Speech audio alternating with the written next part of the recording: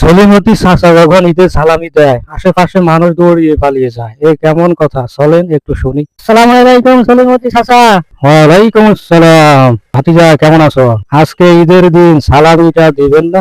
ও হ্যাঁ দিচ্ছি, এই নাও 10 টাকা। বিদায় হও সালিমন্দির বেটা। ঈদের দিন সালামি দিলেন নাকি খয়রাত দিলেন নাকি কুত্তা খেদাইলেন? কিছু বুঝলাম না।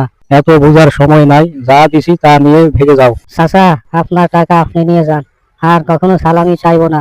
আসি চাচা। শালারা, সালামি তো আমি দেবো না, 10 টাকা দিয়ে অপমান করলাম।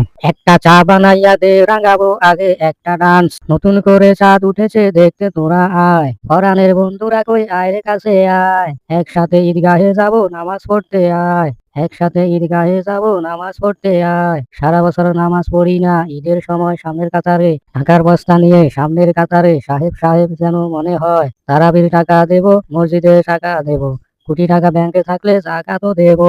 আজকে কোনো শত্রু নাই রে, শত্রু আছে আগামীকাল রে।